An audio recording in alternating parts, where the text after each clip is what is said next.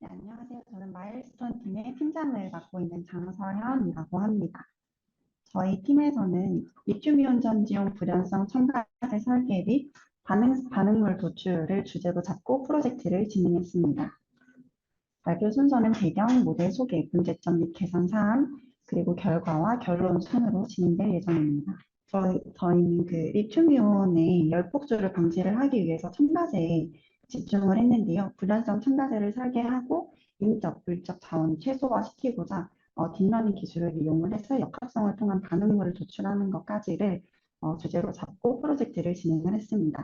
그러면 먼저 배터리의 열폭주 원인이 뭔지 알아야 되겠죠? 그래서 저희는 일단 열폭주 원인은 크게 가스 생성, 보호막 붕괴, 그리고 전해액 분해 이렇게 세 가지로 말씀을 드릴 수가 있는데 가스 생성을 억제하고 보호막 붕괴를 어, 보호막 붕괴를 억제를 하기 위해서는 내부에서 내부적인 화학 반응을 일으킬 수 있는 문제가 되는 그런 분자들을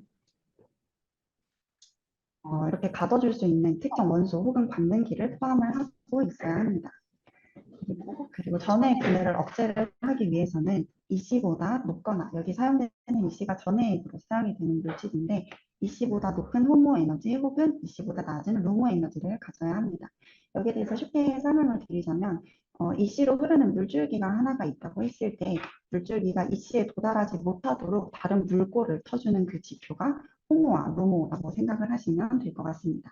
이 외에도 첨가제를 설계할 때 부수적으로 고려를 할 수 있는 요인이 크게 세 가지가 있는데 끼리끼리 논다고들 하죠. 저희가 사용을 하는 EC라는 전해질이랑 저희가 생성하는 첨가제가 비슷한 다이브 모멘트를 가지고 있어야 잘 어울릴 수가 있습니다. 그리고 저희가 사용을 하고자 하는 첨가제가 상온에서 기체 상태로 존재를 하면 사용을 할 수가 없겠죠. 그래서 보일링 포인트를 또 다른 속성으로 넣었습니다. 또한 배터리 공정 중에 사용되는 물질에 인체립 환경 독성이 있으면 안 되기 때문에 이런 독성 지표도 넣을 수 있다고 생각을 해서 크게 이렇게 5가지 디스크립터를 가지고 분자를 설계를 하고자 했습니다.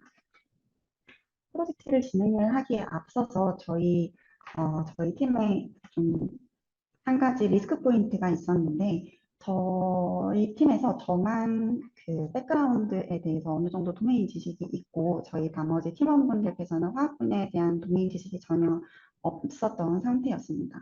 그리고 딥러닝을 배운 지 얼마 안 된 시점에서 저희가 분자를 다루는 분야에서 목적 특성을 갖는 분자를 설계를 하고 얘네들을 역합성을 할 때 어떤 모델을 사용하고 어떤 DB를 이용을 하는지에 대한 정보가 전혀 없었던 상태였습니다. 그래서 저희는 프로젝트를 시작하기 전에 분자를 다루는 분야에서 지금까지 어떤 기술이 이루어져 왔고 어떤 부분이 개선이 되어 왔는지 그래서 최신으로 사용이 되고 있는 모델이나 DB는 무엇인지들 등의 그런 연구 동향을 파악하는 데 주력을 했습니다.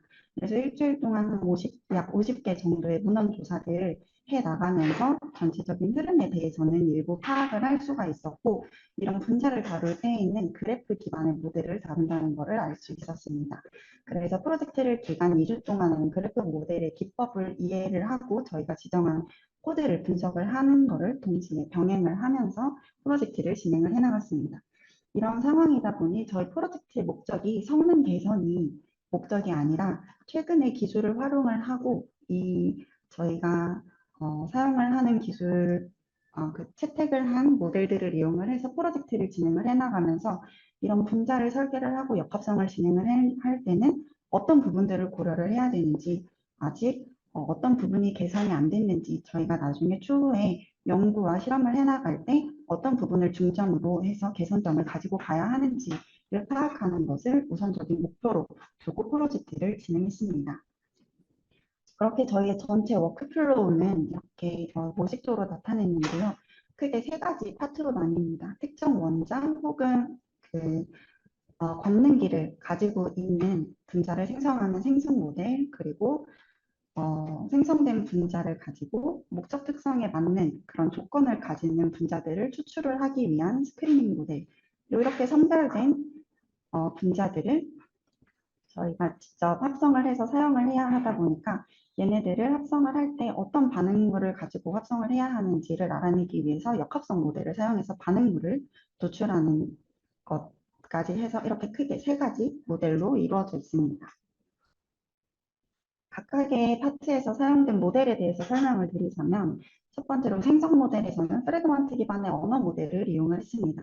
프래그먼트 기반의 언어 모델을 이용을 했는데 여기서 프래그먼트란 이렇게 분자 구조가 주어졌을 때 브릭스 알고리즘이라는 알고리즘을 이용을 해서 분자들을 작은 단량체로 쪼갠 결과물을 프래그먼트라고 합니다.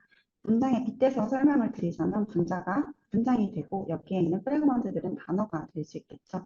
저희가 자연어 처리에서도 단어 라이브러리가 최대한 많이 다양하게 구축이 될수록 단어들의 조합을 통해서 그 자연어 처리 모델에서 그 표현하는 문장의 표현력이 증가가 되는 것과 같이 여기 분자를 다룰 때에도 이런 프래그먼트들의 라이브러리를 구축을 해서 얘네들을 조합을 해나가기 때문에 그러면서 밸리디티 어느 정도 타당하고 다양성이 확보가 된 분자를 생성을 할 수 있을 것이다 라고 생각을 해서 프래그먼트 기반의 언어 모델을 이용을 하게 됐습니다. 다음으로는 스크리닝 모델에서 사용한 모델인데요. 스크리닝 모델에서는 그래프 표현을 강화하는 데 좀 중점을 둔 GCM 모델을 사용을 했습니다. 스크리닝 모델에서 하고자 하는 것은 분자의 속성을 학습을 하고 예측을 해야 되는 태스크가 주된 그런 스크리닝 모델의 태스크다 보니까 분자에 저희가 사용하는 호모, 루모, 다이렉트 모멘트 같은 그런 속성들은 분자 구조 자체에 주된 영향을 받는 속성 값입니다. 그러다 보니까 그래프를 얼마나 잘 표현을 해내느냐가 이런 속성들을 학습을 하는데 더 크리티컬한 영향을 끼치다 보니까 그래프 표현 방식에 좀 더 집중이 된 모델을 가지고 와서 사용을 했습니다. 저희 스크리닝 모델에서는 크게 내부에서도 두 가지 워크플로우가 존재를 하는데 각각의 속성에 대해서 학습을 해서 프리트레인드된 모델을 준비를 해놓습니다. 준비를 해놓은 이후에 생성 모델에서 생성을 한 분자들을 예측을 할 때 이 프리트레인드된 모델들을 모두 불러와서 앙상블 기법을 이용해서 분자의 속성 값들을 예측을 합니다. 그래서 앙상블 기법을 이용을 했던 이유는 저희가 생성 모델에서 생성한 모델의 호모, 루모, 달모멘트 같은 속성 값을 알지 못하다 보니까 예측 정확도를 높이기 위한 방법으로 앙상블 모델을 채택을 했습니다. 다음은 역합성 모델에서 사용한 모델인데 역합성 모델에서는 그래프 기반의 MPNN 모델을 이용을 했습니다. 역합성 모델의 주된 태스크는 프로덕트가 주어졌을 때 얘네들을 유효한 리액턴트로 반환을 해내는 게 주된 태스크입니다. 저희가 사용을 한 모델이 그래프 기반이다 보니까 분자의 특징을 좀 더 효과적으로 이렇게 포착을 할 수가 있고 그를 이용해서 분자를 역합성을 할 수 있는 에딧 전략을 탐색을 하기에 유용하다고 판단이 되어서 해당 모델을 채택을 했고 내부적으로 학습을 할 때는 메시지 패싱과 글로벌 어텐션 기법을 통해서 학습과 추론을 진행을 하게 됩니다. 문헌을 통해서 사용 가능한 데이터베이스들을 모았고 그렇게 해서 각각의 디스크립터별로 그리고 각각의 모델별로 저희가 데이터베이스를 일단 구축을 했습니다. 그런데 여기서 들었던 의문점은 저희가 가지고 온 이 데이터베이스들이 목적 특성을 갖는 분자를 설계를 하고 역합성을 하는 데 적합한가 하는 의문이 들었고 그거를 우선적으로 확인을 해보고자 생성 모델에서는 징크 데이터베이스를 이용해서 학습을 해서 분자를 생성을 해내고 그리고 스크리닝 모델에서는 QM9 데이터를 이용을 해서 분자의 속성들을 학습을 하고 예측을 하는 그런 태스크를 우선적으로 구현을 해봤습니다. 이게 결과물 중에 하나인데 생성 모델에서 약 2만 개 정도의 분자를 새로 생성을 해내고 프래그먼트를 기반으로 그리고 프리트레인드된 모델을 불러와서 호모와 로모를 각각의 그 필터링하는 조건에 맞춰서 호모와 로모를 선별을 해냅니다. 이렇게 해서 최종적으로 남게 된 분자는 약 714개 정도가 되는데 육안으로도 확인하실 수 있겠지만 저희가 생성 모델에서 만들어준 모델들은 대체로 분자 크기가 큰 반면 추출을 해서 나온 분자들의 크기가 다 조그마하다는 좀 이상한 문제점을 발견을 하게 됐습니다. 여기에 대해서 원인을 찾고자 데이터베이스를 좀 더 살펴봤는데요.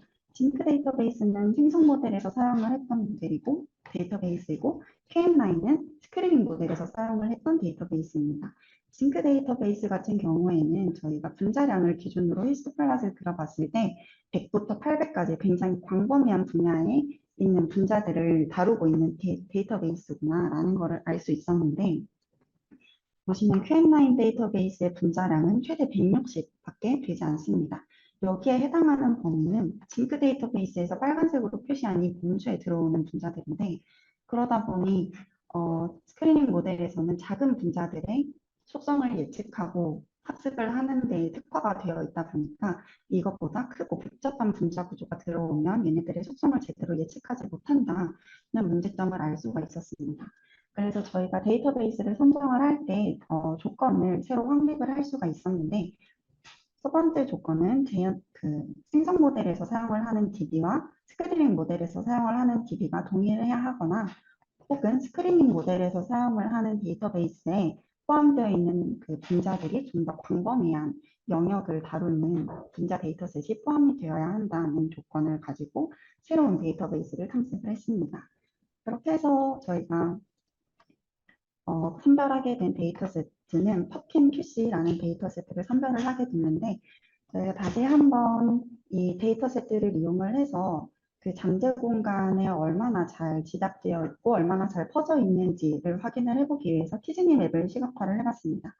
보시면 QM9 데이터 같은 경우는 굉장히 지답적으로 다른 데이터베이스에 비해서 지답적으로 모여있는 반면, 저희가 새로 가지고 온 토ken QC 데이터 같은 경우는 상대적으로 더 넓은 분포에 고르게 퍼져 있다는 것을 알 수 있었습니다. 그래서 이후에 생성 모델과 스크리닝 모델에서 학습하는 데이터로는 저희는 토ken QC 데이터셋을 이용을 했고, 그리고 또 하나 알 수 있었던 점은 저희가 가져온 보일링 포인트 데이터와 독성 데이터가 퍼켄 QC 데이터, 퍼켄 QC에 있는 데이터베이스들이 가지고 있는 잠재 공간과 어느 정도 비슷하게 분포가 되어 있다는 것을 확인을 해서 독성과 보일링 포인트에 관한 지표를 가지고 다시 한번 학습을 진행을 해봤습니다.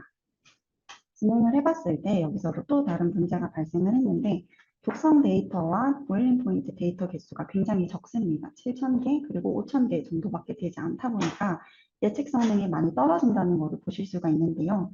저희가 이 문제를 발견을 한 게 프로젝트 3주차 정도였고, 그러다 보니까 기간적인 한계와, 그리고 제가 앞에 백그라운드 설명 부분에서 말씀드렸듯이 독성과 보일링 포인트를 고려를 하면 좋지만 불연성 첨가제를 설계를 하기 위한 필수 조건이 아니다 보니까 일단 독성과 보일링 포인트는 보류를 하고, 저희 불연성 첨가제를 설계를 하기 위한 필수적인 조건에 해당하는 호모, 루모, 그리고 다이프 모멘트 속성에 집중을 해서 이후에 비주얼 실험을 진행을 해나갔습니다.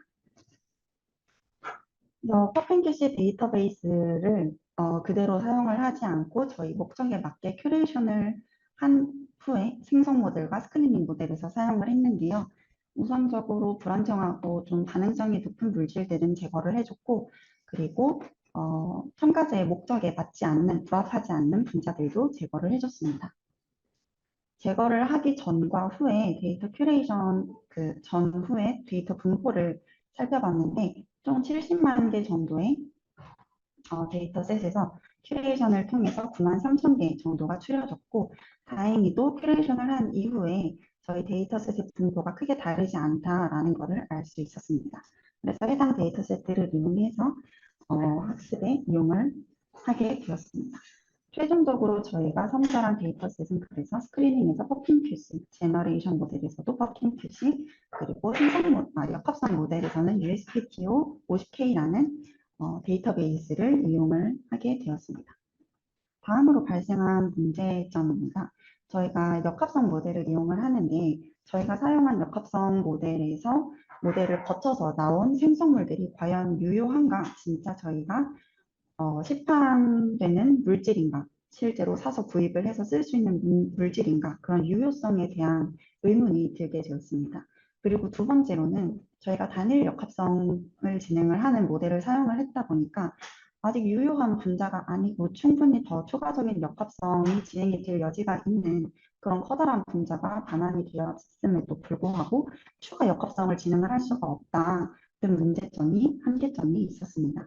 그래서 이런 부분들을 해결을 해내고자 일단 반환된 생성물들의 유효성을 체크를 하기 위해서 이 몰레큘이라는 데이터베이스를 이용을 했고, 그리고 단일 역합성의 그 모델적인 한계를 극복을 해내고자 저희가 리컬시브로 이터레이션을 돌려서 추가적인 멀티스템 역합성을 진행을 할 수 있도록 로직을 새로 구현을 했습니다. 이 몰레큘스 데이터베이스 같은 경우는 구매 가능한 시판 약 1,700만 개의 분자가 들어있는 데이터베이스입니다. 저희가 역합성을 통해서 반환된 리액턴트들을 인치키로 변환을 하고, 그리고 이 몰레큘 데이터베이스에 있는 분자들도 인치키로 변환을 해서 이 각각의 인치키를 해시키로 이용을 했습니다. 여기 역합성을 통해서 반환된 리액턴트의 인치키가 이 몰레큘스에 있는 데이터베이스의 인치키와 만약에 매칭이 된다면 유효하다고 판단을 하고, 매칭이 되지 않는다면 유효하지 않다고 판단을 해서 역합성을 추가적으로 시도할 수 있도록 했습니다. 이렇게 멀티스템 역합성을 진행할 수 있도록 로직을 구현을 하고 테스트를 해봤을 때 단일 스텝 역합성을 구현을 했을 때에는 유효하지 않은 분자가 도출이 되면서 그 예측이 끝났지만 동일한 분자를 사용을 했을 때 멀티스텝으로 로직을 구현을 하고 난 이후에는 저희가 추가적인 분행을 진행을 해서 모두 유효한 분자들이 잘 반환이 됐다라는 것을 확인을 할 수가 있었습니다. 이렇게 프로젝트를 진행을 하면서 가장 크게 발생했던 두 가지 문제점인데요. 첫 번째는 데이터셋의 잠재 공간이 일치하는지 안 하는지를 파악을 하는데 우선적으로 중점을 둬야 한다라는 것을 알 수가 있었고, 그리고 역합성 결과물의 유효성을 판단을 하기 위해서 저희 프로젝트 기간을 고려를 했을 때 추가적인 모델을 도입을 하지 않는 선에서 어떻게 유효성을 판단을 할 수 있을까에 대해 고민을 해볼 수 있었습니다. 그래서 이렇게 개선된 부분들을 반영을 해서 저희가 생성 모델에서 분자를 생성하고 스크리닝 모델에서 분자를 추출을 한 뒤에 역합성 모델에서 역합성을 통해 반응물을 도출을 해내는 전체 워크플로우를 진행을 해봤습니다. 전체 워크플로우를 진행을 하기 전에 스크리닝 모델에서 기준점을 선정을 했어야 했는데요. 저희가 앞서서 말씀드렸다시피 첨가제는 호모에 있는 EC에 있는 호모보다 더 높은 호모 값을 가져야 되고 EC보다 더 낮은 루모 값을 가져야 한다고 했습니다. 그렇다면 여기서 이 수치를 어떤 기준으로 이 수치를 지정을 할 거냐라고 했을 때 저희는 일단 모델을 트레이닝을 시킬 때 테스트됐던 데이터들의 에러 범위를 기준으로 판단을 했습니다. 위에가 호모를 각각의 시드를 가지고 학습을 했던 그런 데이터이고, 밑에는 루모 데이터를 가지고 각각 3개의 시드를 가지고 학습 후에 테스트를 한 결과물입니다. 결과물들을 봤을 때 호모 같은 경우는 낮은데 높다고 오버 에스티메이트 하면 첨가제로서의 유효성이 떨어지고, 루모 같은 경우는 높은데 낮다고 언더 에스티메이트를 하는 경우에 첨가제로서의 활용 가능성이 굉장히 낮아지기 때문에 저희 그래프 분포를 봤을 때 이상치의 가장 끝단에 해당하는 분자들을 러프하게 포함을 해서 이 수치를 기준으로 저희가 이 판별하는 기준점을 선정을 했습니다. 이후에는 다이브 모멘트인데, 다이브 모멘트 같은 경우는 저희가 사용을 하는 저희가 그 리튬이온 배터리에 대해서 사용하는 전해질이 폴라한 물질입니다. 그래서 폴라한 물질을 사용을 해줘야 되는데, 그러다 보니까 넌 폴라한 물질을 폴라하다고 판단을 할 경우에는 첨가제로서의 활용 가능성이 많이 떨어지게 되죠. 그래서 얘도 똑같이 오버에스티메이트가 된 경우들을 가지고 이 이상치에 해당하는 분자들을 전부 시각화를 해서 확인을 해봤습니다. 그 다이포멘트 같은 경우에는 그 분자 구조를 보면 1차적으로 판별을 충분히 할 수 있기 때문에 전체적으로 시각화를 해서 한번 확인을 해봤고, 다행히 논폴라한 물질이 폴라하다고 잘못 예측이 된 경우는 없었습니다. 그래서 이런 테스트 데이터셋의 에러 범위를 충분히 고려를 하지 않고 좀 더 많은, 딱딱하지 않은 그런 기준을 설정을 할 수 있었는데, 저희가 여기에서 좀 더 신뢰성 있는 기준을 정하고자 다른 문헌들을 참고를 했습니다. FEC 분자 같은 경우에는 저희가 첨가제로 사용이 되고 있는 상용 물질입니다. 상용 물질인데 얘의 다이프 모멘트는 저희 사용되는 EC 전해질보다 약 0.67 정도 낮은 굉장히 근소한 차이임에도 불구하고 내부에서 리튬 염을 해리시키는데 어느 정도 악영향을 끼친다는 문헌이 있었습니다. 그 문헌의 내용을 처용을 해서 저희가 다이브 문제를 필터링하는 조건을 4.7 디바이로 지정을 해서 필터링을 진행을 했습니다. 생성 모델에서 합성 가능 지표라는 SAS 지표가 있는데 그 지표를 컨디션으로 걸어서 3.5 이상인 분자들만 생성을 하도록 했습니다. 학습을 하고 그 컨디션에 맞는 분자들을 생성을 한 이후에 약 4,399개의 분자들이 생성이 됐고 얘네들을 저희가 앞서 선별한 그 기준점을 기준으로 스크리닝을 해나갔습니다. 그렇게 해서 최종적으로 반환이 된 물질은 총 41개가 역합성으로서 어느 정도 조건이 부합을 하는 물질들이 반환이 되는 것을 알 수가 있었고, 이렇게 반환된 물질들을 가지고 역합성 모델을 통해서 그 생성물을 반환을 시켜봤습니다. 했을 때 총 41개 중에 멀티스텝으로 역합성을 진행을 한 이후에 약 34% 정도가 유효하게 역합성이 잘 진행이 됐다는 것을 알 수 있었습니다. 해당 부분은 저희 역합성을 이용을 해서 어떤 성공적으로 단일 스텝 그리고 멀티 스텝으로 성공적으로 그 역합성이 잘 수행이 된 분자 샘플을 가지고 시각화를 한 자료입니다. 저희가 이렇게 전체적으로 프로세스를 진행을 하면서 사실 이 하나의 워크플로우에 3개의 모델이 들어가 있는데 이 3개의 모델이 각각 하나의 논문 주제가 될 만큼 굉장히 방대한 양이었습니다. 그런데 다행히도 그 팀원분들의 도움 덕에 이 전체 워크플로우를 한번 구현을 해보는 거에 해보는데 성공을 했다는데 큰 의의가 있다고 생각을 합니다. 그리고 이런 프로젝트를 진행을 해 나가면서 저희가 앞으로 실험을 하고 연구를 진행을 할 때 어떤 부분을 고려를 해야 하는지 그리고 어떤 부분이 좀 더 보완이 되어야 하는지를 알 수가 있었는데요. 첫 번째로는 저희가 사실 나와 있는 데이터베이스는 굉장히 많습니다. 굉장히 많지만 리튬이온 배터리용 첨가제로 사용을 하기에 적합한 그런 데이터셋이 제대로 구축이 되어 있지 않는 문제점이 있었고 그런 데이터를 선별에 좀 더 주의를 기울이고 첨가제용으로 적합한 물질들이 학습이 될 수 있도록 적절한 큐레이션을 진행을 해야만 한다라는 것을 알 수가 있었습니다. 그리고 역합성 모델에서는 저희가 단순히 한 번 역합성을 진행을 하고 물론 멀티스템 로직을 구현을 하기는 했지만 이 역합성의 결과물이 정말로 타양하고 실질적으로 쓸 수 있냐라고 여쭤보신다면 사실상은 어렵습니다. 왜냐하면 알고 봤더니 그 역합성 모델에 부수적으로 사용되는 모델이 굉장히 많았고 한 번 역합성이 돼서 나온 그런 반응물 같은 경우는 다시 한번 포워드 리액션을 진행하는 모델이 필요합니다. 그렇게 해서 다시 그 최종 분자가 생성이 되는지 확인해 보는 작업을 거쳐야 이 역합성이 제대로 이루어졌다라고 판별을 할 수 있는데 그렇지가 못했다. 그래서 역합성 모델을 고려를 할 때에는 어떤 부분, 어떤 모델들을 더 사용을 하고 고려를 해봐야 하는지를 알 수가 있었고 그리고 저희가 분자를 다루다 보니 이런 스마일스는 이런 분자를 표현하는 스트링을 뜻합니다. 이런 스트링이 아니고 그래프 형태로 저희가 분자를 표현을 하고자 한다면 어떤 부분들을 더 고려를 해야 하는지를 알 수 있었던 시간이었습니다.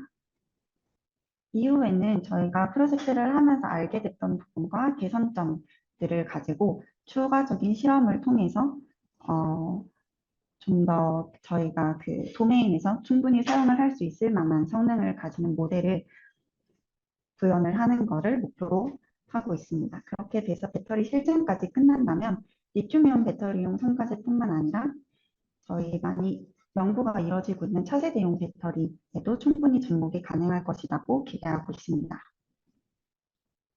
저희 팀은 저를 포함해서 은정님과 재현님 총 3명으로 이뤄졌는데 각각이 각 파트의 팀장이자 모두가 각 파트를 위한 팀원으로서 5주 동안 열심히 프로젝트에 임해 주셨습니다. 백그라운드에 대한 그런 지식이 없는 상태에서도 불구하고 제 프로젝트에 관심 가져주시고 열심히 지지해 주시고 5주 동안 열심히 정말 물심양면으로 제 프로젝트 같이 도와주신 저희 팀원분들께 정말 감사하다는 말씀을 드리고 싶고 저희 퍼실님들과 저희 프로젝트를 견고하게 만들 수 있도록 도움을 주셨던 멘토링 김성환 멘토님께도 감사하다는 말씀을 드리면서 발표를 마치도록 하겠습니다. 감사합니다.